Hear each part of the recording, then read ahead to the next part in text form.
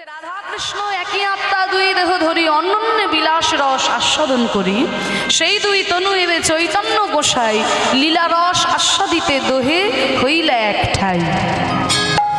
রাধা এবং কৃষ্ণ একই আত্মা, পৃথক নয়। সে দুটি দেহ এক হয়ে, দুটি দেহ মিলিত হয়ে সোনার বরণ গৌর হয়ে এসেছেন আমাদের সোনার নদিয়ায়। তা এই যে নদিয়ার মাঝখানে গৌর হয়ে অবতীর্ণ হলেন মহাপ্রভু, এই মহাপ্রভু অবতারের ফলে মাগো বাংলায় কিন্তু বিশেষ বিশেষ কিছু পরিবর্তন হয়েছিল। কি কি পরিবর্তন হয়েছিল? এই যে গৌরচন্দ্রিকাটি গাইছি এই পদটির মধ্যে বলা হচ্ছে যে চৈতন্য মহাপ্রভুর অবতারের ফলে বাংলার বুকে কি কি পরিবর্তন হলো। বলে এটা একদম দলিল স্বরূপ বলতে পারেন, একেবারে ঐতিহাসিক দলিল যে মহাপ্রভু অবতারের ফলে বাংলার বুকে কি কি পরিবর্তন হয়েছিল। প্রথম কি বলছে? বড় অবতার ভাই, বড় অবতার। এমন অবতার আগে কোনোদিন হয়নি আর হবার নয়। কেন মাগো?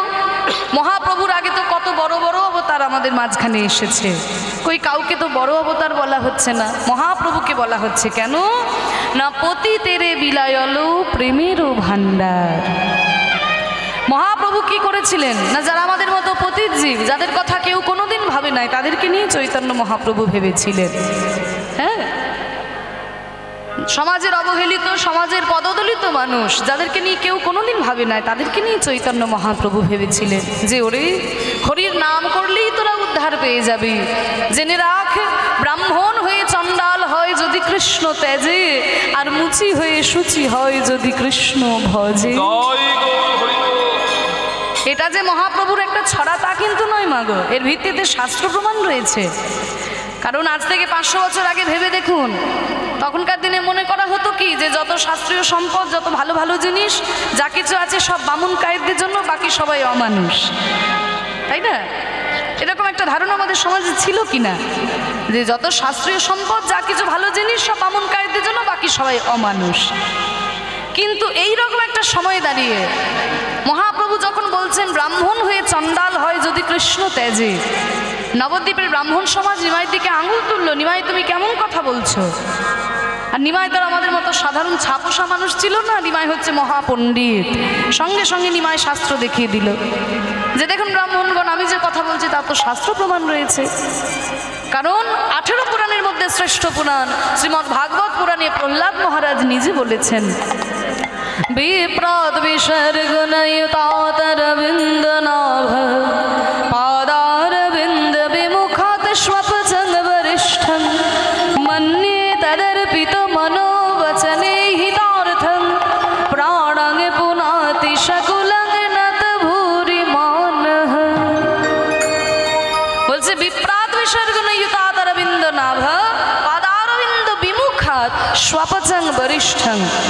ব্রাহ্মণ দ্বাদশ গুণযুক্ত, কিন্তু সেই ব্রাহ্মণও যদি ভগবানের চরণ থেকে সরে চলে আসে, ব্রাহ্মণ বংশে জন্মগ্রহণ করেছো তুমি, কিন্তু জীবনে কোনোদিন গায়ত্রী মন্ত্র উচ্চারণ করলে না। ব্রাহ্মণ বংশে জন্মগ্রহণ করেছো, জীবনে কোনোদিন নারায়ণের চরণে তুলসী পাতা দেয়নি। হ্যাঁ, পৈতেটাকে আম গাছে ডালে তুলে রেখে দিয়েছে, এমন ব্রাহ্মণও অনেক আছে। তা এইরকম যদি কোনো ব্রাহ্মণ হয়, ভগবানের চরণ থেকে সরে চলে আসে, পাদারবিন্দ বিমুখাত স্বপচং বরিষ্ঠং, তার থেকে আমি চণ্ডালকে শ্রেষ্ঠ বলে মনে করি। তবে কোন চণ্ডাল? হরিব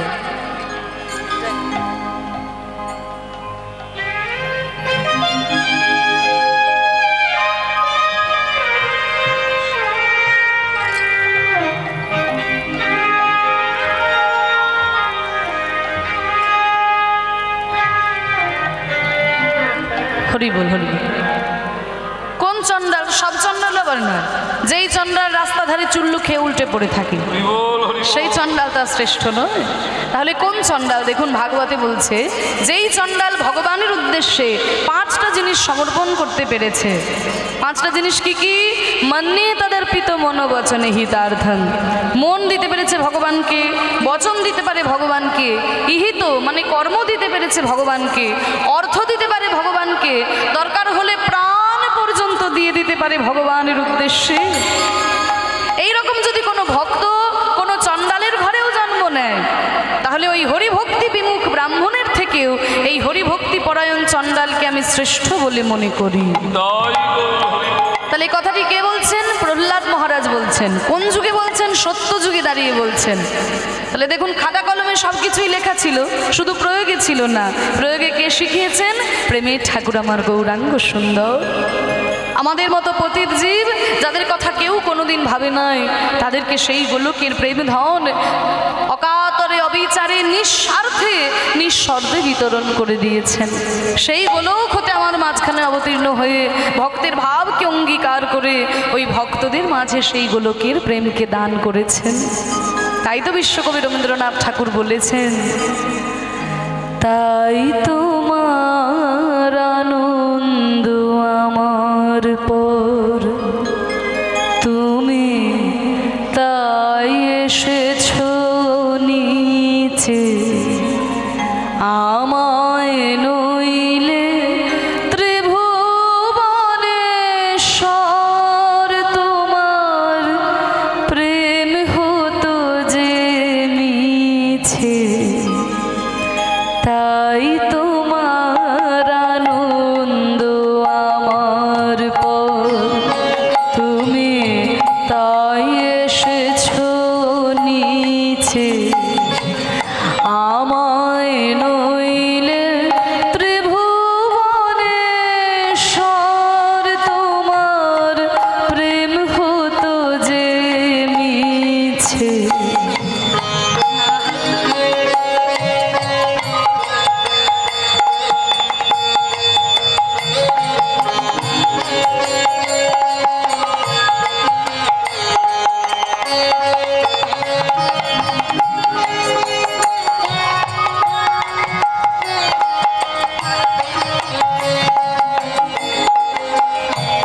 বলছে, তাই তোমার আনন্দ আমার পর, তুমি তাই এসেছো নিচে, আমায় নইলে ত্রিভুবনেশ্বর, তোমার প্রেম হতো যে মিছে।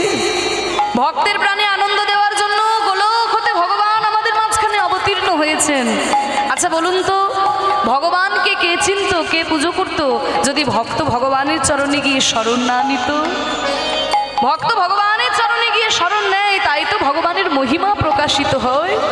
তাহলে তোমার এই যে গোলকের প্রেম ধন, যেই প্রেম লক্ষ্মী দিন রাত বিষ্ণুর চরণ সেবা করে পায় নাই, যেই প্রেম ব্রহ্মা চতুর্মুখী বিষ্ণুর নাম করে পায় নাই, সেই গোলকের প্রেম ধন তুমি কাকে দান করতে যদি ভক্ত না থাকতো? তাই বলছে, আমায় নইলে ত্রিভুবনেশ্বর, তোমার প্রেম হতো যে মিছে। কত সুন্দর কথা।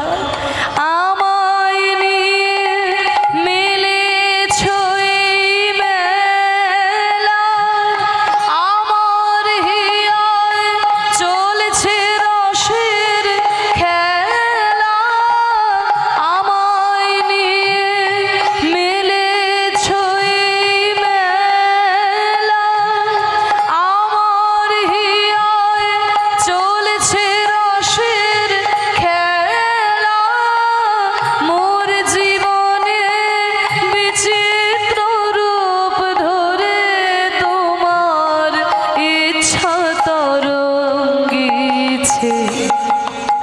আমায় নিয়ে মেলেছ এই মেলা, আমার হিয়ায় চলছে রসের খেলা। দেখুন, ভক্তকে নিয়ে ভগবান এই পৃথিবীতে মেলা বসিয়েছে। ও মাইরা, মেলা কাকে বলে? ওই ঠাকুমা ঘুমিয়ে গেছে, দেখো, ওঠো ওঠো, সবে 10টা বেজেছে, এখন ঘুমানোর কিছু নেই, ওঠো। মেলা কাকে বলে গো? মেলা মানে কি জিলিপি আর বাদাম ভাজা, ফুচকা, তাই না? আমাদের কাছে মেলা মানে তাই, জিলিপি বাদাম ভাজা ফুচকা। কিন্তু মেলা মানে জিলিপি বাদাম ভাজা নয়। মেলা মানুষের মেলামেশা যেখানে হয় তাকে বলে মেলা, তাই না? আজকে এখানে ভক্তদের মেলা বসেছে, মেলা মানুষের মেলামেশা যেখানে হয় তাকে বলে মেলা। ফুচকা বাদাম ভাজা আসে তো মানুষ আসে বলে, মানুষ যদি না আসে তাহলে জিলিপি বাদাম ভাজা আসবে? তাহলে মানুষ যখনই মেলামেশা হয় তাকে বলে মেলা। তা দেখুন, ভক্তকে নিয়ে ভগবান এই পৃথিবীতে মেলা বসিয়েছে। আমার রিয়ায় চলছে রসের খেলা। দেখবেন মেলাতে কত নাগরদোলনা থাকে, তাই না? কত পুতুল নাচ থাকে। ওপর থেকে সুতো ধরে পুতুলকে যেমন নাচায়, পুতুল কিন্তু তেমনই নাচে। তাহলে আমাদের জীবনটাও কিন্তু ভগবানের কাছে পুতুল খেলা। তিনি যেমন নাচাচ্ছেন আমরা তেমন নাচছি, তিনি যদি হাসাচ্ছেন আমি হাসছি, তিনি যদি কাঁদাচ্ছেন আমি কাঁদছি। আমার জীবনে ভগবানের নানান রূপে তার ইচ্ছা পূর্ণ করে চলেছে। মোর জীবনে বিচিত্র রূপ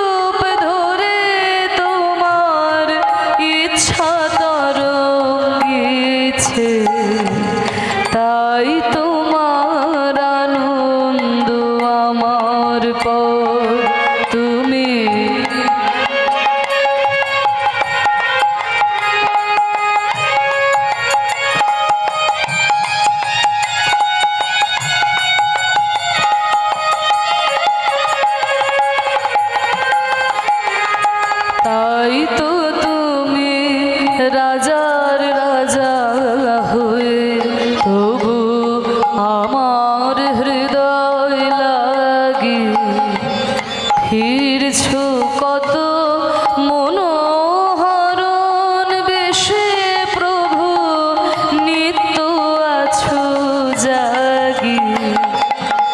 তাই তো তুমি রাজার রাজা হয়ে তবু আমার হৃদয় লাগি ফিরছ কত মনোহরণ বেশে। তুমি রাজার রাজা, কিন্তু ভক্তের প্রাণে আনন্দ দেওয়ার জন্য ভগবান কত রূপে এসেছেন। কখনো রাজা হয়েও এসেছেন, আবার কখনো ভিখারি হয়েও এসেছে, তাই না? দশাবতারের মধ্যে কত অবতার রয়েছে। কেশবধৃত মীন শরীর মৎস্যরূপে এসেছেন, কেশবধৃত কুর্ম শরীর কুর্মরূপে এসেছেন। অনেকে বলতে চায় এগুলো ভগবানের অবতার, মৎস্য কুর্ম ভগবানের অবতার। কেউ দেখে বলবে ভগবান, যা খুশি তাই লিখে দিয়েছে, ঠিক না? বলে কেন ভগবান নয়? মৎস্য কুর্ম তো ছেড়েই দিলাম, তারপরে বরাহ ভগবানের অবতার। কেউ দেখে বলবে, বলে কেন ভগবানের অবতার হতে পারে না? তিনি যখন রামচন্দ্রের মতো রাজা হয়ে আসছেন তখন তিনি ভগবান, তিনি যখন কৃষ্ণচন্দ্রের মতো রাজা হয়ে আসছেন তখন তিনি ভগবান, আর যখন বরাহ কুর্মের মতো কুৎসিত রূপে আসছে তখন তার মান সম্মান কমে যাচ্ছে। আমাদের কাছে হয়তো মনে হতে পারে তার মান সম্মান কমে যাচ্ছে, তার কিন্তু মান সম্মান কমে না।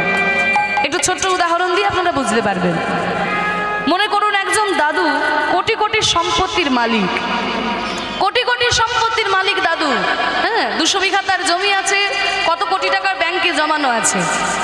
এবার ওই 200 বিঘা সম্পত্তির মালিক দাদু, তার ছোট্ট নাতি যদি ওই দাদুকে বলে, ও দাদু, ও দাদু, তুমি একটু ঘোড়া হও না, আমি তোমার কাঁধের উপরে উঠবো।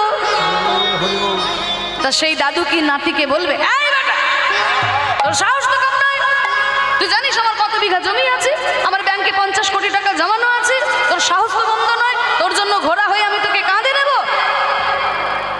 এইরকম কি কোনো দাদু তার নাতিকে বলবে?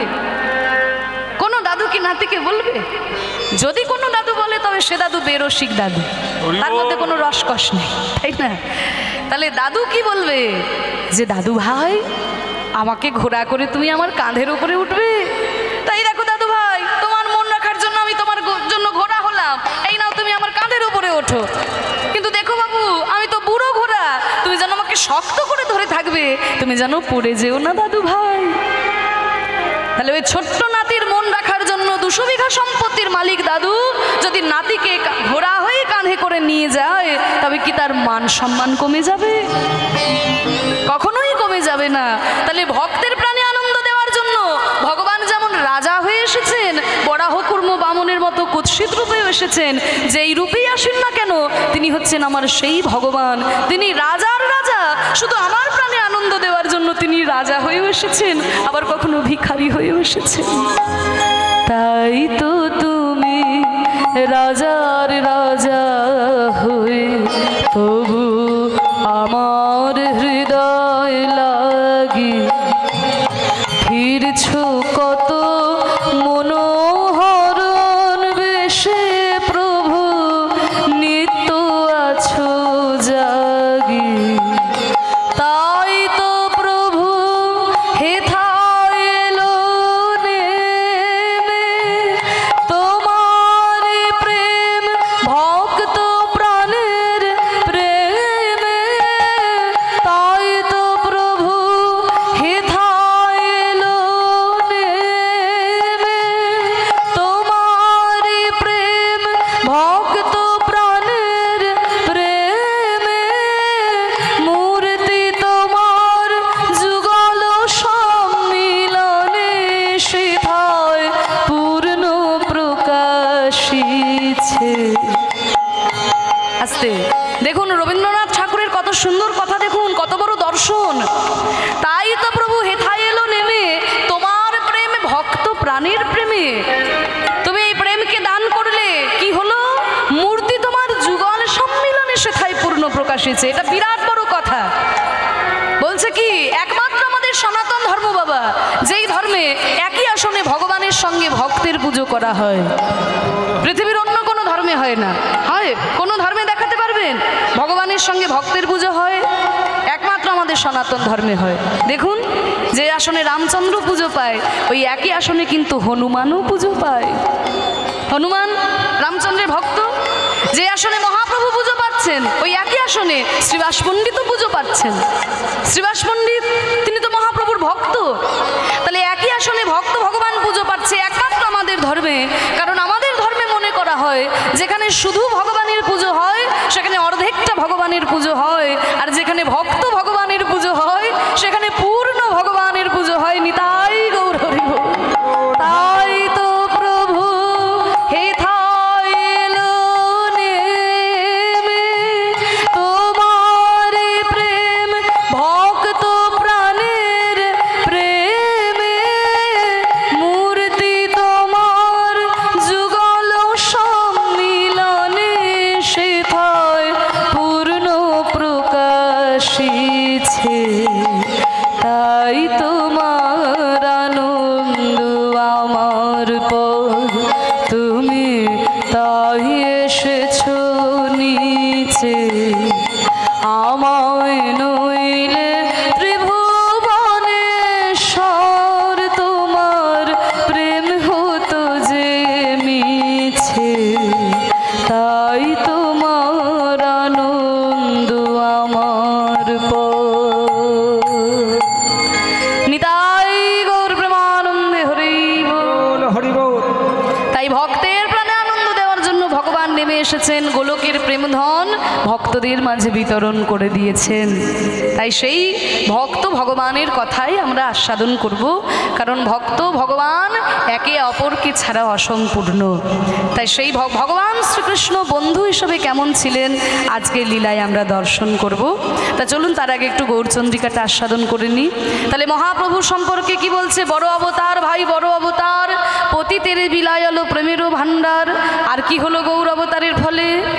বড় অপরূপ ভাই রে আমার গোরা সাদের লীলা গো। বড় অপরূপ ভাই রে আমার গোরা চাঁদের লীলা গো। দেখো রাজা হয়ে ওই কাঁধে করে বৈষ্ণবের ঝোলা গো। রাজা হইয়া কাঁধে করে বৈষ্ণবের ঝোলা গো। রাজভিমান দূরে যা, রাজভিমান দূরে যা। দূরে যাই হরি বলে কারোর পানে চাই তার অভিমান দূরে যায়। প্রতাপ রুদ্র রামানন্দ প্রমাণে আছে অভিমান দূরে যায়। তারা কেঁদে কেঁদে ধুলাই লুটায় হাগর তোমার হলাম বলে। হরি বল।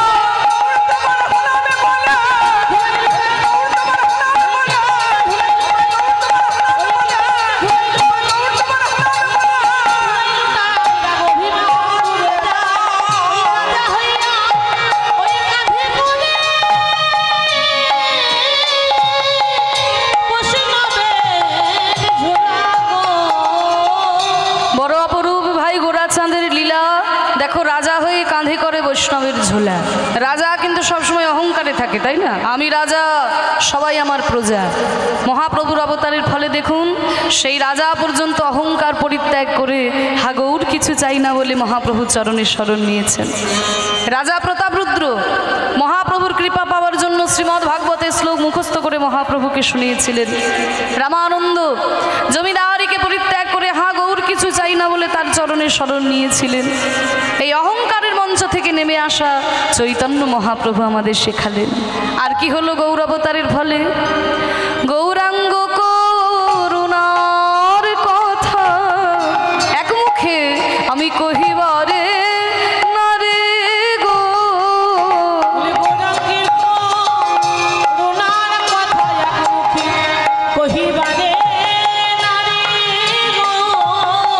ওই সংকীর্তন মাঝে নাচে কুলের হরে গো।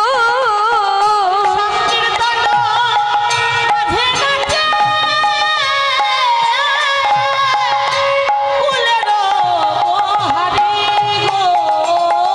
দেহ স্মৃতি নয়, দেহ স্মৃতি নয়, সংকীর্তনে বাহু তুলে নাচে দেহ স্মৃতি নয়।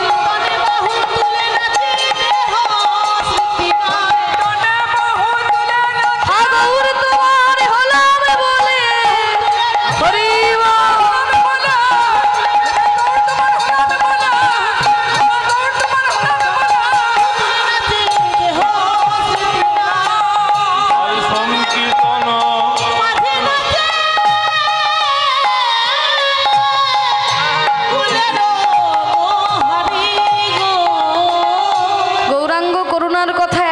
কহিবারে নারী, দেখো সংকীর্তন মাঝে নাচে কুলের বহারি। ও মায়েরা, মহাপ্রভু অবতারের ফলে এটা বাংলায় হলো। বাংলার বুকে যারা মায়েরা তারাও কিন্তু ঘর থেকে বাইরে বেরিয়ে এসে এই যে দুটি বাহু তুলে হরিনাম করছে, এটা চৈতন্য অবতারের ফলে বাংলায় সম্ভব হয়েছিল, জানো তো মা?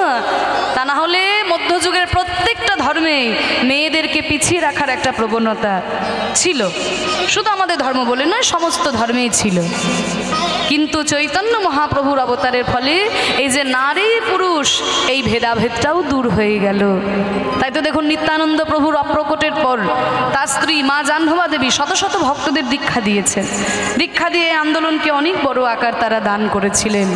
মহাপ্রভু বললেন, হরি নামের যে কোনো ভেদাভেদ নয়, হরের নাম হরের নামই বা কেবলম কলৌ নাস্তিব্য নাস্তিব্য নাস্তিব্য গতির অন্যথা।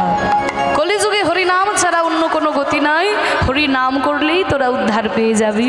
তাই দুটি বাহু তুলে তোরা আমার সঙ্গে বল, প্রেমানন্দে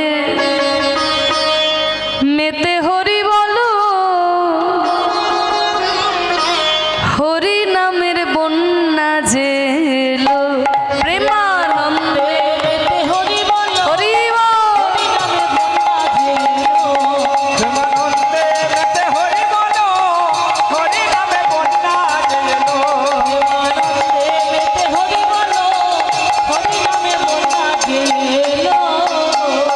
বন্যার যাই বলি হারি ও তার তরঙ্গ ভারী। ও মাইরা উলুধ্বনি,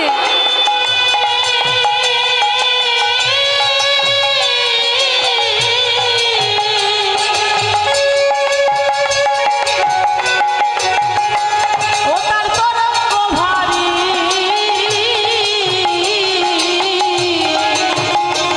আরে প্রেম তরঙ্গে দিচ্ছেন সাঁতার গোলকে বিহারি।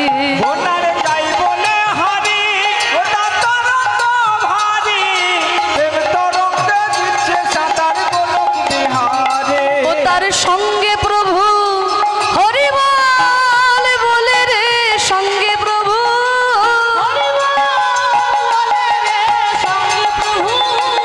আরে সঙ্গে প্রভু নিত্যানন্দ পাঠালে সাঁতার দিল।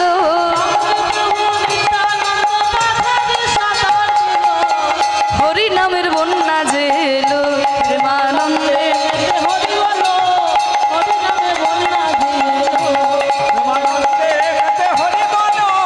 হরি নামে বন্যা জেলো। হরি নামের বন্যা মহাপ্রভু নিয়ে এলেন আমাদের এই বাংলার মাঝে।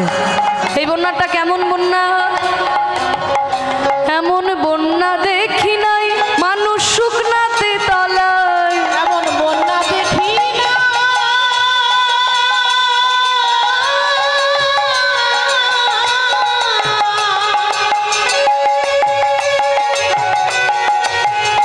মানুষ উন্নতি তলায়।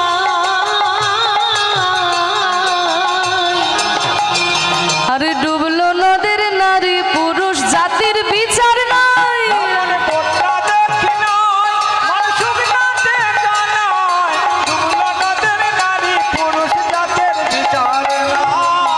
ও মায়েরা, বন্যা দেখেছো?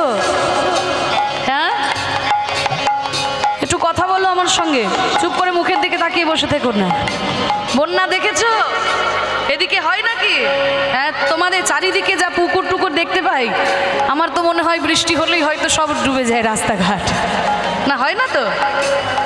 এইখানে এক হাঁটু করে জল জল হয়, বাহ, তাহলে আপনাদের আর বন্যার কথা বেশি বলতে হবে না।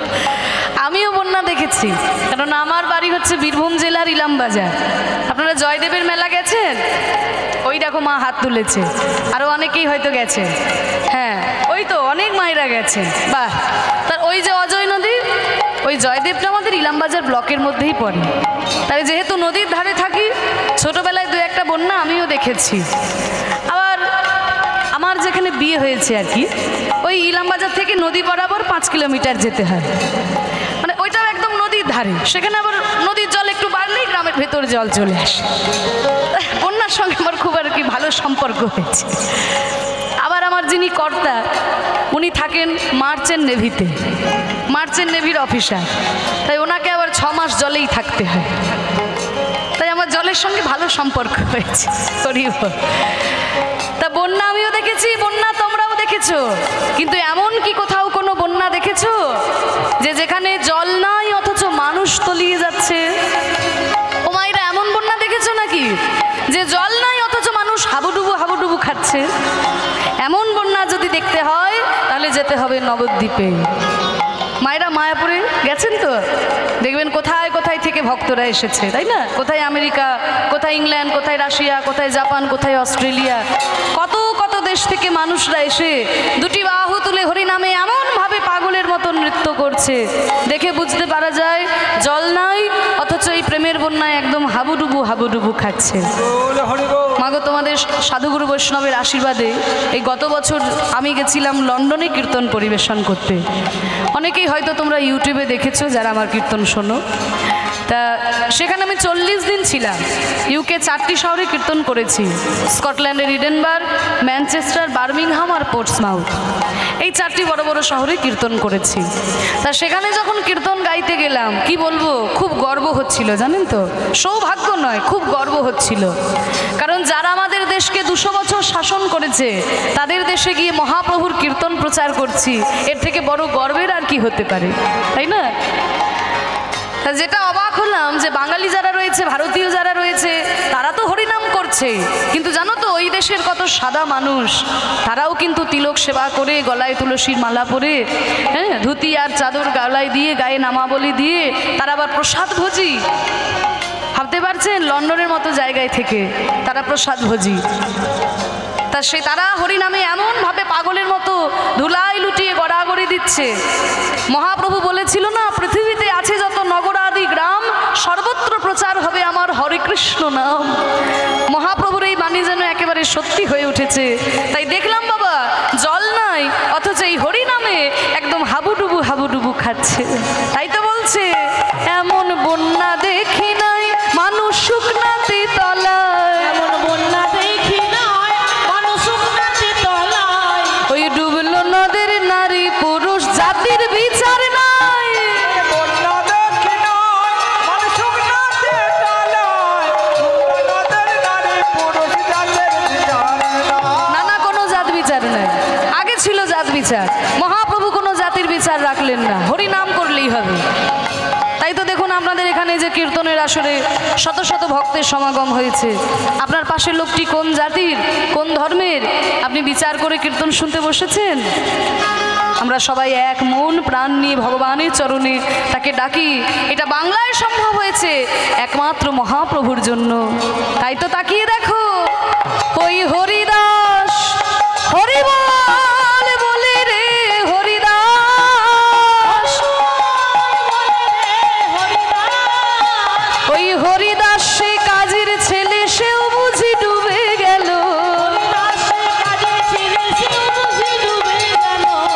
হরি নামের বন্যা যে এলো, প্রেমান বিদায় গৌর হরি বল। হরি বলো, হরি নামে বন্যা দেলো। কি গো মায়েরা, তাহলে তোমরা একটু হরি নামের বন্যায় একটু ডুবতে চাও? এমনি বন্যায় তো ডুবে গেছো বলেছো, এখানে তো হাঁক হাঁটু জল হয়েছিল, তা আজকে আর একটু ডুববে নাকি? ঘাড় নাড়ালে হবে না, একটা কাজ করতে হবে। ঠান্ডার মধ্যে কষ্ট হবে কিন্তু, বলবো একটু চাদর থেকে হাতগুলো বের করো। চাদর মনে দিয়ে সব বসে আছে, একটু চাদর থেকে হাতগুলো বের করে দুটো হাত ওপর দিকে তোলো। ও পিছন দিকের মায়েরা ওই পিছনে প্যান্ডেলে বসে আছো, তোলো তোলো, আমি সবাইকে দেখতে পাচ্ছি। যে হাত না তুলবে আমি কিন্তু আঙুল দেখে দাঁড় করিয়ে দেবো। যার হাত নাই, যার হাত নাই তার তোলা দো। ওই যে পিছন দিকে বাবারা মায়েরা তুলুন, ওপর দিকে হাত তুলুন, নামাবেন না, তুলুন তুলুন। এবার একটু করতালি, বাহ! একবার হরি বলে বলে তোমরা নামো সেই জলে, হরি বল বলে তোমরা নামো সেই জলে, এবারে হরি বলে বলে তোমরা নামো সেই জলে। ডুবলো যে জন পেল রতন সন্তোষ তাই বলে। হরি বল বলে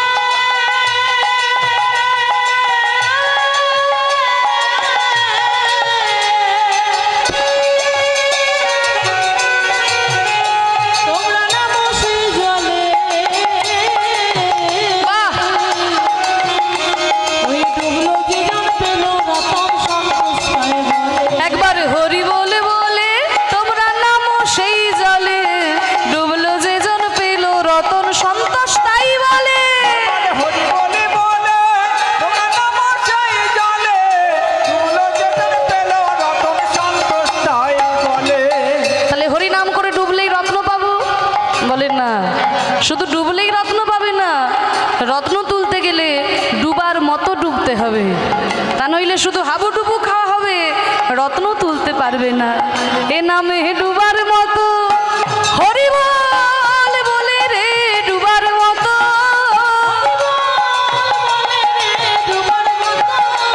ওই ডুবার মতো যে ডুবেছে সেই ডুবে রতন পেল। হরি নামের বন্যা যে এলো প্রেমানন্দ হরি প্রেমানন্দে মেতে হরি বলো, হরি নামে বন্যা যে এলো। হরি নামে বন্যা যে এলো। হরি নাম করে আনন্দ হয়েছে? ও মায়েরা সত্যি কথা বলছো তো? আনন্দ হয়েছে? সিরিয়ালে দিব্যি হরি বল, তাও বলছে হরি বল। হ্যাঁ শোনো, সবই থাকবে, আনন্দ থাকবে, বিনোদন থাকবে, সবই থাকবে, কিন্তু জানো সাধন ভজন ভুলে যেও না। সন্ধ্যাবেলায় ঠিক একদম রিমোট নিয়ে সময় মতো একবার স্টার জলসা আর জি বাংলা যেমন ঘোরাতে ভুলে যাও না, ঠিক তেমনি সকাল সন্ধ্যা ঠাকুর ঘরে গিয়ে ভগবানকে যেন ডাকতেও ভুলে যেও না। বল হরি বল। হ্যাঁ, কারণ জেনে রেখো সেই গোবিন্দই কিন্তু আমাদের একমাত্র আপন। আর ভগবানকে ডাকলে সকাল সন্ধ্যা তুমি ঠাকুর ঘরে গিয়ে ঠাকুরকে ডাকলে কৃষ্ণ তোমার সামনে বাঁশি নিয়ে দাঁড়িয়ে যাবে না, আর মা কালীও খাড়া নিয়ে দাঁড়িয়ে যাবে না। তাহলে লাভটা কি হবে? লাভটা কি হবে? বলে লাভটা কি হবে জানো? যখন এক মনে তুমি চোখ বন্ধ করে ভগবানকে স্মরণ করবে না, জীবনে কাকে কাকে ঠকিয়েছো একে একে মনে পড়ে যাবে। হরি বল, হরি বল।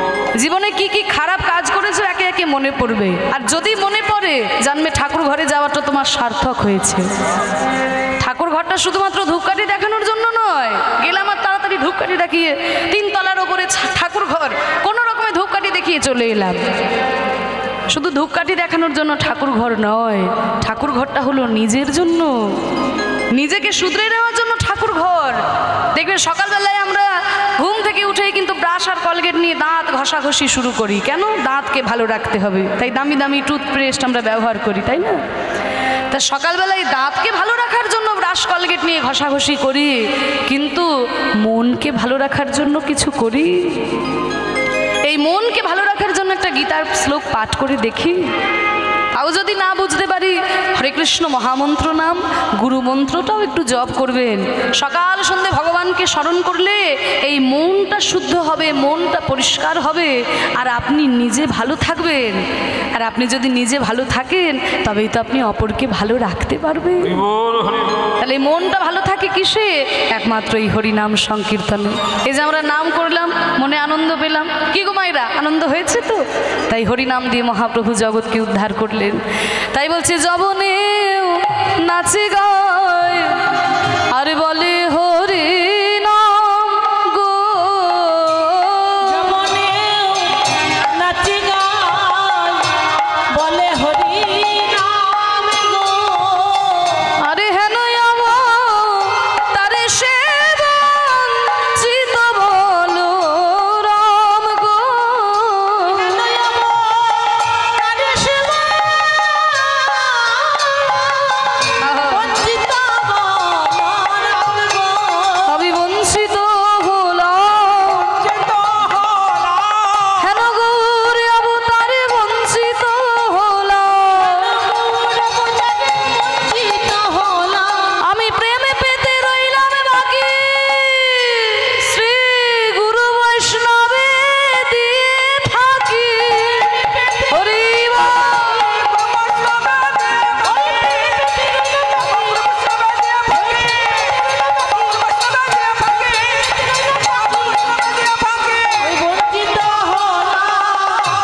বঞ্চিত বলো রাম গো,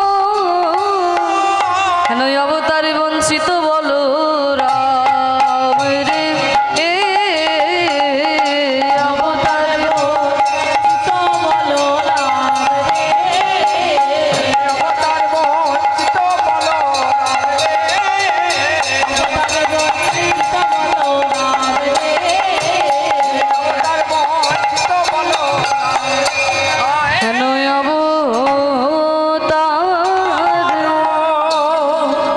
জানি তাই। এতক্ষণ আমরা গৌর চন্দ্রিকার মধ্যে ছিলাম। চৈতন্য মহাপ্রভু অবতারের ফলে বাংলার বুকে বিশেষ বিশেষ পরিবর্তন হলো, আমরা আস্বাদন করলাম।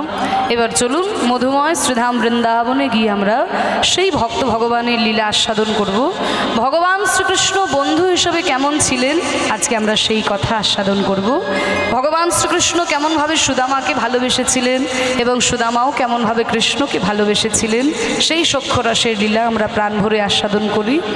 তাই চলুন মধুময় শ্রীধাম বৃন্দাবনে যাই। তা যেহেতু পরবর্তী রাসলীলা হবে তাই পরে রূপের একটুখানি পদ এবং অভিসারের পদ আমরা একটু ছোট করে আস্বাদন করে নেব। চলুন মায়েরা, বৃন্দাবনে যাবে তো? সবাই যাবে তো? বেশ, যারা যারা যাবে না একটু উলুধ্বনি দাও। হরি বল হরি বল। কেউ যাবে না? ও মায়েরা, তোমরা কেউ যাবে না? বৃন্দাবনে যাবে না? যাবে? তাহলে উলুধ্বনি কেন দিলে? আমি বললাম যারা যারা বৃন্দাবনে যাবে না উলুধ্বনি দাও। ওই জন্য বলছে একটু মন দিয়ে শোনো, মনটা তো ঘরে পড়ে আছে। ওরে বাবারে, সব কুটুম বাটুম এসছে, সব কি খাওয়া দাওয়া করলো কে জানে, কোথায় সব ঘুমোবে নাকি গান শুনবে, মায়েদের সব নানান রকম চিন্তা ভাবনা।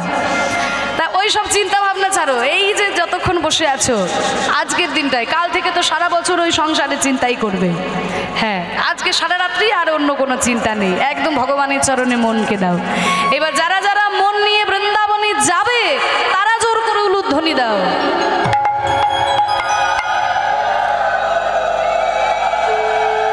বাহ, খুব সুন্দর হয়েছে।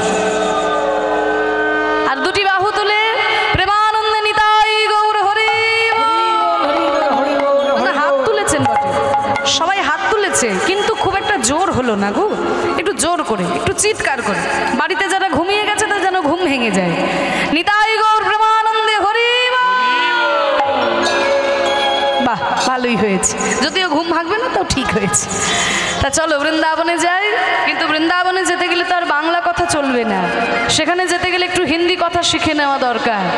কারণ এতক্ষণ মহাপ্রভুর সঙ্গে ছিলাম, উনি হচ্ছেন আমাদের বাঙালির ভগবান, আর এখন যার কাছে যাচ্ছি তিনি হচ্ছেন উত্তরপ্রদেশের ভগবান। তা তার কাছে যেতে গেলে একটু হিন্দি কথাটা শিখে নেওয়া ভালো। রে মন মনवा अब चलो रे वृंदावन में, अब तक थे हम गंगा जी के किनारे में और देख रहे थे महाप्रभु जी का लीला। अब चलो वृंदावन में और जाके देखे हमारे भगवान कैसे लीला रचाते हैं। বৃন্দাবনে গিয়ে দেখি ভগবান কেমন লীলা রচনা করেছেন। अब चलो रे मन, हाँ हाँ चलो रे मन, गंगा यमुना तेरे चलो मन। दाई गौर हरि चल रे मन,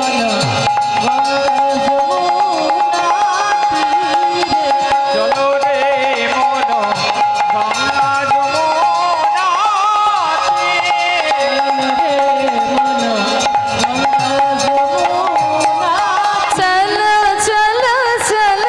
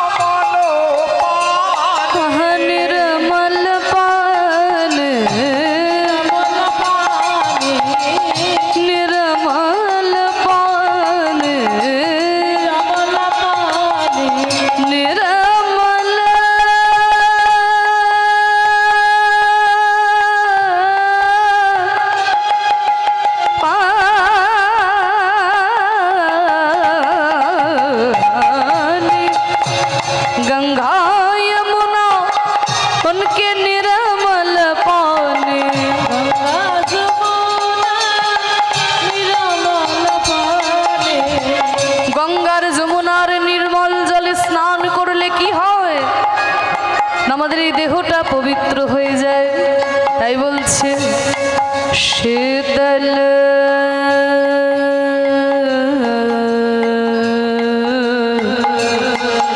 शीतल होवत शरीर,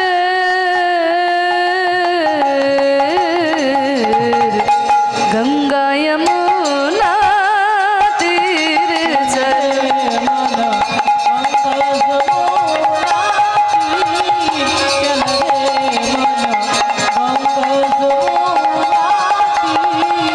চলো রে মন গঙ্গা যমুনা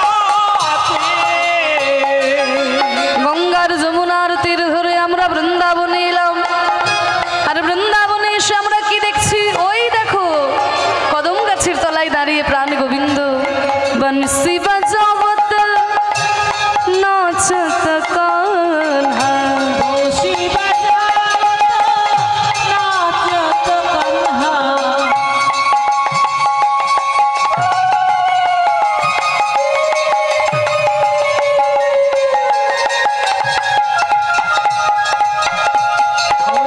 বংশী বাজাবত নাচত কান্হা, बंसी बजावत नाचत कान्हा, বংশী বাজাবত নাচত কান্হা, नाचत कान्हा बंसी बजावत, নাচত কান্হা বংশী বাজাবত, बंसी बजावत नाचत कान्हा।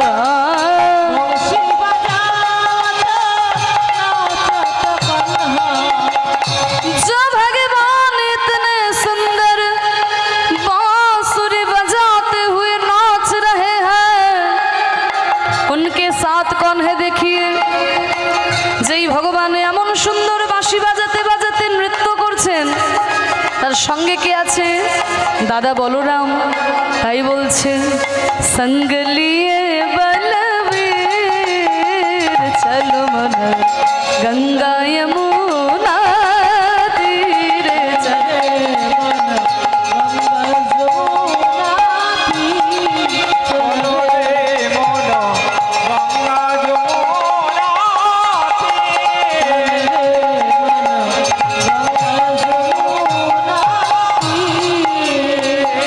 তাহলে বাঁশি বাজাতে বাজাতে নৃত্য করছেন কদম গাছের তলায়। তাকে দেখতে কেমন?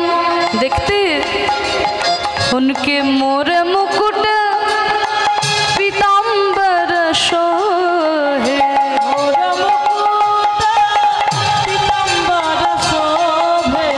মাথায় রয়েছে ময়ূর পুচ্ছের চূড়া, আর অঙ্গে রয়েছে হলুদ রঙের কাপড়। দেখে মনে হচ্ছে যেন সোনা ঝরে ঝরে পড়ছে। মোর মুকুট और पीताम्बर शोहे,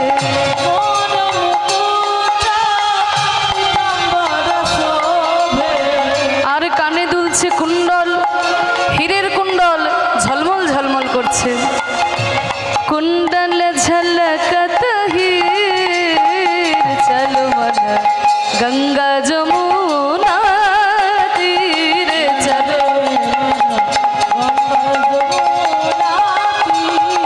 চলো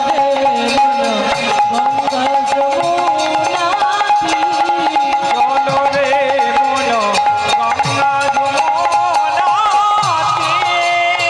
তা দেখুন এত সুন্দর ভজন, যেন মনে হচ্ছে ভজন শুনতে শুনতেই বৃন্দাবনে চলে এলাম, তাই না? যিনি লিখেছেন এত বড় ভক্ত ছিল মাগো, আমাদের মতো মানুষ হয়ে জন্ম নিয়ে ভগবানকে নিজের স্বামী হিসেবে পেয়েছিলেন। সেই মীরাবাই লিখেছেন এই ভজনটি।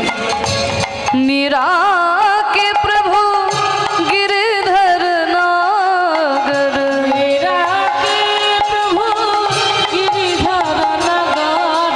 प्रभु गिरधर नागर, गिरधर नागर मेरा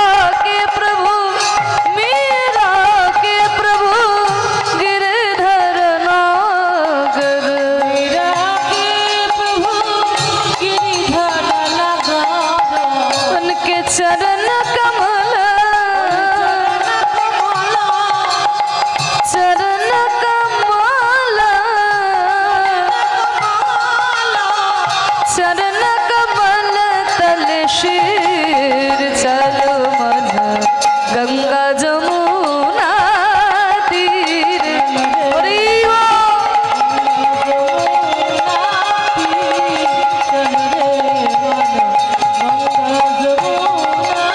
चलो मन वृंदावन चलो मन वृंदावन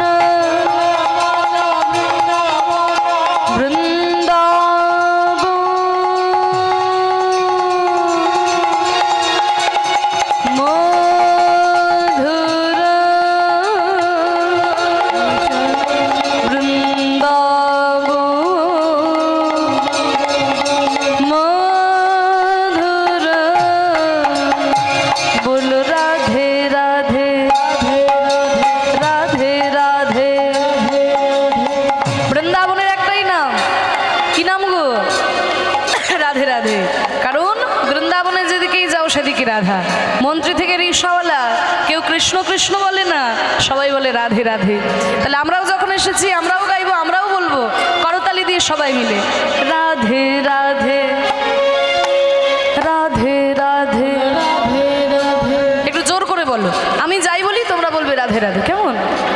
বৃন্দাবন মে श्याम कुंड में राधा कुंड में जोर से बोलो कुसुम सरोवर गोवर्धन में बंसी बट में बरसाने में नंदगांव में केसी घाट में तान गली में मान गली में भक्तों की प्यारी न्यारे न्यारे श्री राधे राधे बोलो राधे राधे श्री राधे राधे जय राधे राधे बोलो राधे राधे श्री राधे राधे जय राधे राधे राधे श्री राधे राधे राधे जय राधे राधे श्री राधे राधे राधे राधे राधे राधे राधे बोलो वृंदावन धाम की राधा रानी की श्याम सुंदर की गोस्वामी वृंद की अपन अपन गुरु महाराज की हरिनाम संकीर्तन की আজকের হরিবাসর কি মধুময় শ্রীধাম বৃন্দাবনে আমরা এলাম, কিন্তু মনকে নিয়ে যেতে হবে বৃন্দাবন। আর মনটা যদি এই নিহাটাতে পড়ে থাকে তাহলে বৃন্দাবনে দেহ নিয়ে গিয়েও আমাদের কোনো লাভ হবে না। হরি বল।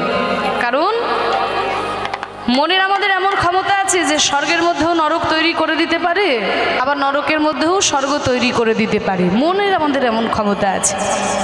আমি যখন ইংরাজি অনার্স পড়েছিলাম, আমাদের বর্ধমান ইউনিভার্সিটির সিলেবাসে জন মিল্টনের প্যারাডাইস লস্ট বলে একটা এপিক মহাকাব্য ছিল। যখন অনার্স করেছিলাম, আপনাদের আশীর্বাদ মাথায় নিয়ে সেই ছোট্টবেলা থেকে, সেই 5 বছর বয়স থেকে আমি কীর্তন পরিবেশন করছি। আমার প্রথম কীর্তন শিক্ষা এই যে আমার বাবা কিবোর্ড বাজাচ্ছেন, কীর্তনিয়া গদাধর দাস। উনি আমাকে সেই ছোট্টবেলায় 5 বছর বয়সে কোলে করে আসরে তুলেছিলেন। পরবর্তীকালে কীর্তন সম্রাট শ্রী সুমন ভট্টাচার্য মহাশয় তিনি কৃপা করেছেন এবং কীর্তনের মূল ঘরানার গান তিনি কৃপা করে শিখিয়েছেন। সেই সঙ্গে আপনাদের আশীর্বাদে আমি বর্ধমান ইউনিভার্সিটি থেকে ইংরাজি এমএ করেছি, বিএড করেছি।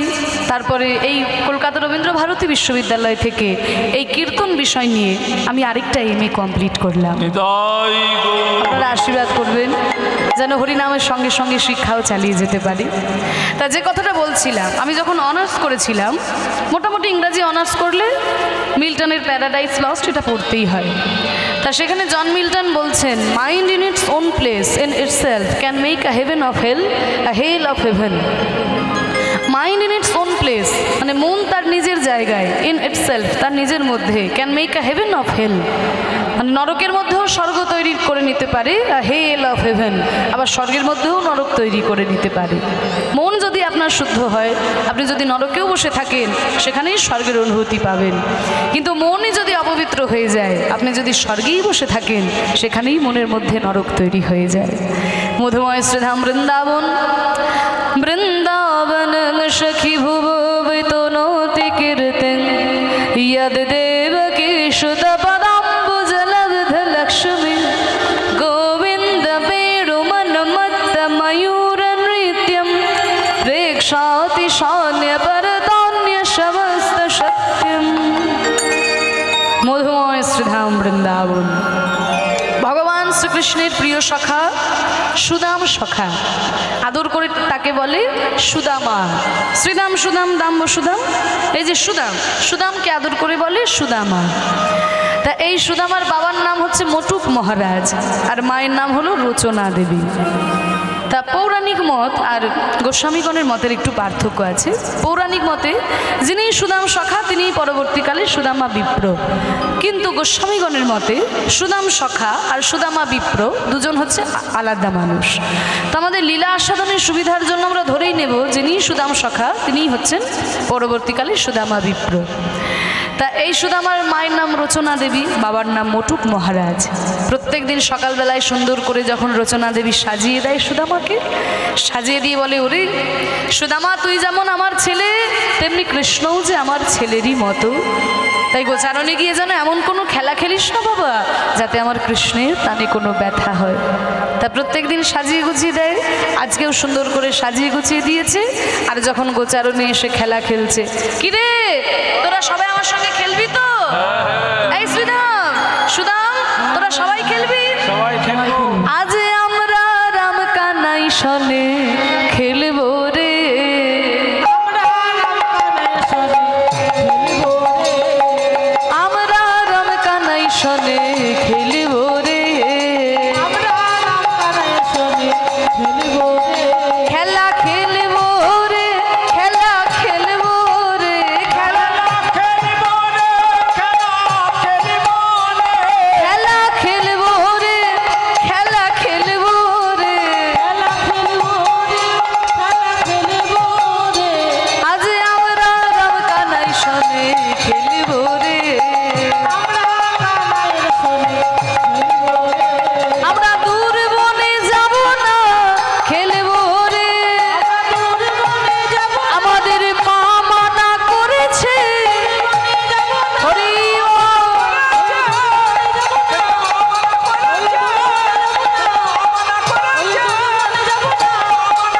খেলা খেলবো রে, খেলা খেলবো আমরা রমকানে শোনে খেলবো রে। দাঁড়া দাঁড়া, খেলা তো হবে কানাই, কিন্তু আজকে গোচারণে কি খেলা হবে? কানাই বলছে, শোন আমি তো বলতে পারি না, মাথার উপরে দাদা বলরাম আছে, হ্যাঁ দাদা বলরাম যা বলবে আজকে গোচারণে তাই খেলা হবে। ও দাদা বলরাম, আজ আমাদের গোচারণে কি খেলা হবে গো? আজ কি খেলা হবে? আজ হবে কাঁধে করা কাঁধে চড়া খেলা। দাদা বলরাম বলে দিয়েছে আজকে খেলা হবে কাঁধে করা আর কাঁধে চড়া। তাহলে কে কাঁধে করবে আর কে কাঁধে চড়বে? তুই কাঁধে চড়বি? আমিও কাঁধে চড়বো। তুইও কাঁধে চড়বি? আমিও চলবো, তুইও চড়বি? দাদা বলো না। সবাই চলবো আমরা। সবাই বলছে কাঁধে চড়বো কাঁধে চড়বো। এবার কাঁধে চড়ার দলে যদি কেউ নাম লেখাতে পারে, কেউ কি আর কাঁধে করার দলে নাম লেখাবে? কেন শুধু শুধু কষ্ট করতে যাবে? সবাই বলছে কাঁধে চড়বো। এই শোন, তোরা সবাই যদি বলিস কাঁধে চড়বো, তাহলে কাঁধে করবে কে? ওইভাবে বললে হবে না, সাঁতুরি পাততে হবে, সাঁতুরি, বুঝলি? আমরা কতজন আছি? 24। 24 জন সখা আর কৃষ্ণ বলরাম, মানে মোট 26 জন, তাই তো? কৃষ্ণের সখা কিন্তু বৃন্দাবনে 24 জন, তাদের মধ্যে 12 জন প্রধান আর 12 জন উপপ্রধান। প্রধান সখা যারা আছে, কারা কারা আছে দেখা যাক কজনের নাম করা যায়। শ্রীদাম সুদাম দাম্ব সুদাম সুবল মহাবল সুবাহু বহুবাহুস্তক কৃষ্ণ অর্জুন লবঙ্গ আর মধুমঙ্গল হয়েছে 12টা। মায়েরা গুনেছো? বলে মা গো শুনতে বলছো, বসে বসে শুনছি। হ্যাঁ, গুনতে বললে তবে তো গুনবো। এইবার বলছি ভালো করে গুনো, ভালো করে গুনে নাও। দেখো 12টা হলো না কটা হলো? শ্রীদাম, সুদাম, দাম, বসুদাম, সুবল, মহাবল, সুবাহু, বহুবাহু, স্তককৃষ্ণ, অর্জুন, লবঙ্গ, মধুমঙ্গল। হয়েছে 12টা? দেখবেন লবঙ্গ মানে কিন্তু খাবার লবঙ্গ নয়, ওটা কৃষ্ণের 12 জন সখার মধ্যে একজনের নাম লবঙ্গ। তা 12 জন প্রধান সখা আর 12 জন উপপ্রধান।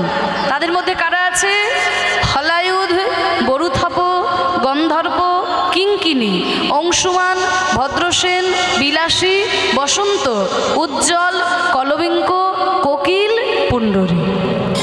12 আর 12 যোগ করলে 24। তা এই 24 জন সখা নিয়ে গোবিন্দ খেলেন। তা 24 জন সখা আর কৃষ্ণ বলরাম মানে মোট 26 জন। এই যা তাড়াতাড়ি জঙ্গল থেকে 26টা বড় বড় পাতা নিয়ে আয় তো। হ্যাঁ, তাড়াতাড়ি বড় বড় পাতা নিয়ে আয়। এনেছিস? বাহ, এর মধ্যে একটা পাতাকে ছিদ্র করে দিয়েছিস। এবার ছেঁড়া পাতাকে ভালো পাতায় মিশিয়ে দে। এইবার আমাকে পাতাগুলো দে। একটা একটা করে পাতা আমি সবাইকে দেব। যার কপালে ওই ছেঁড়া পাতাটা পড়বে সে হবে চোর, আর আমাদের সবাইকে কাঁধে করে নিয়ে যমুনার তীর পর্যন্ত যাবে। ঠিক আছে? তোরা কিন্তু কেউ পাতা বাছাবাছি করবি না। যার কপালে যেটা পড়বে সে কিন্তু সেটা। এনে শ্রীরাম পাতা ধর।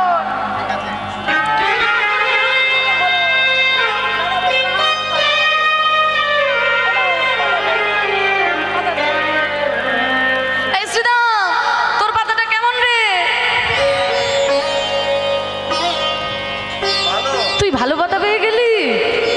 এই সুদাম, তোর পাতাটা কেমন? এই সুবল, দেখি দেখি। আমার পাতা ভালো। হ্যাঁ, আমারও ভালো। সবাই ভালো পাতা পেলি? তাহলে তোরা সবাই যদি ভালো পাতা পেলি, তাহলে ছেঁড়া পাতাটা কে পেলো?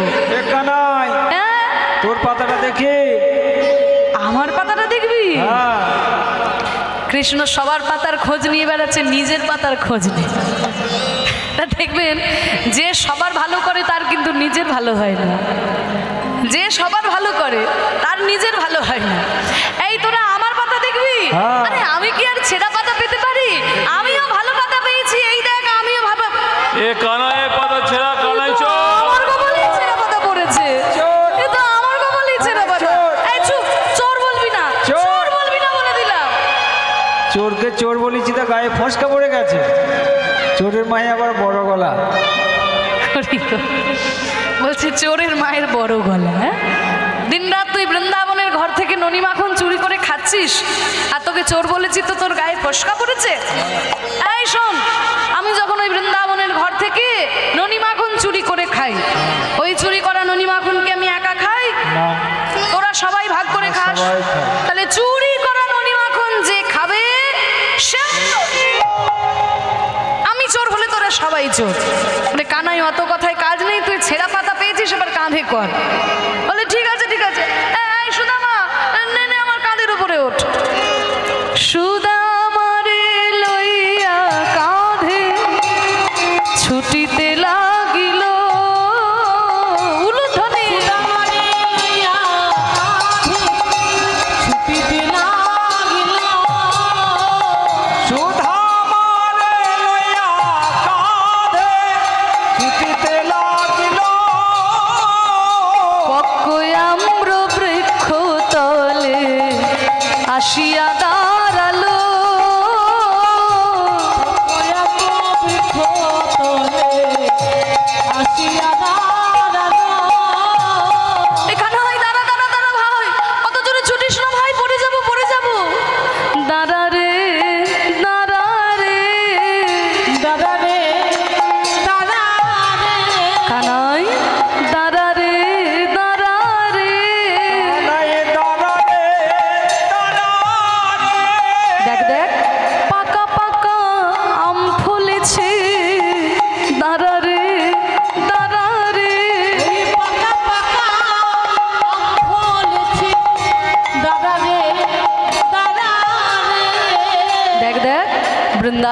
গাছে কেমন পাকা পাকা আম ফলেছে দেখ।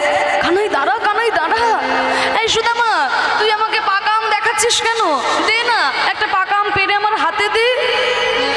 এই কানাই, গাছের এত উঁচুতে আম আমি নাগাল পাবো কি করে?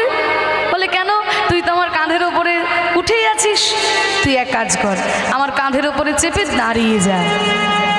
আমার কাঁধের ওপরে চেপে দাঁড়িয়ে যা, তাহলে তুই আম গাছে নাগাল পেয়ে যাবি, আর একটা একটা করে পাকা আম পেড়ে তুই আমার হাতে দে।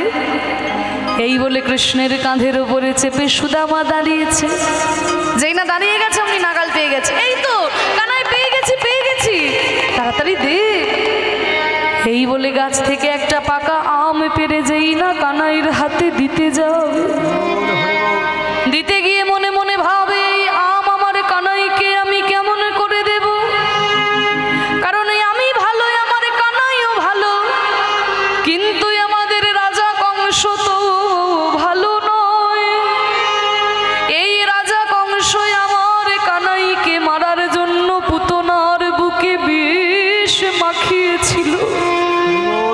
যেই রাজা মাতৃজাতির বুকে বিষ মেশাতে পারে, সে তো না জানি আমার কানাইকে মারার জন্য এই আমের মধ্যেও বিষ মিশিয়ে রাখতে পারে। আর এই বিষ মাখায় আম যদি আমার কানাইকে দে, আমার কানাই তো আম খেয়ে মরে যাবে।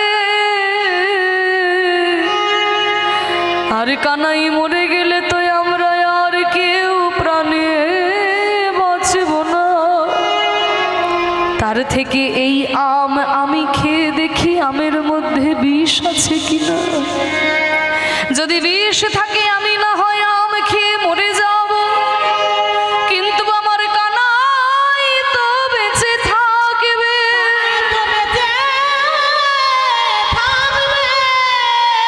কানাই বেঁচে থাকলে কত বড় বড় কাজ করবে। কানাই গিরি গোবর্ধন ধারণ করে বৃন্দাবনকে রক্ষা করেছে।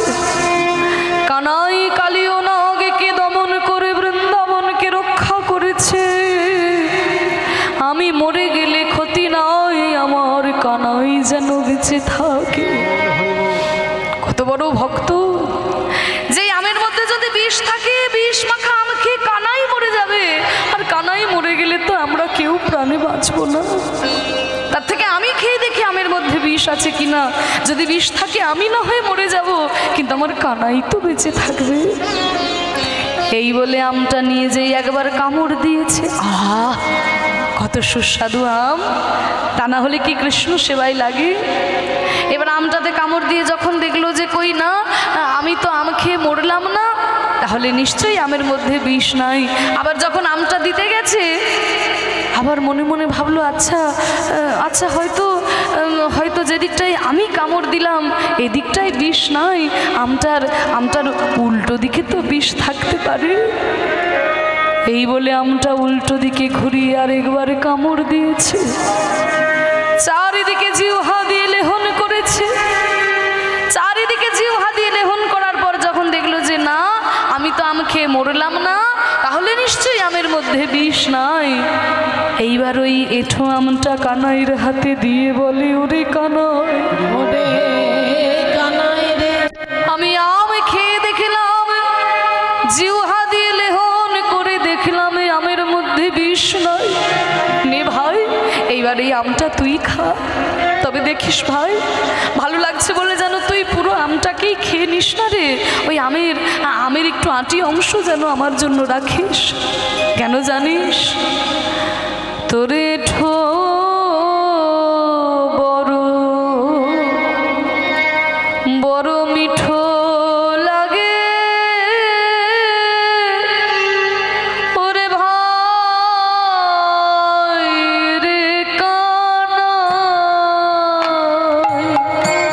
কানাই তোরে ঠো বড় আহা মিঠো লাগে, ভাই রে কানাই।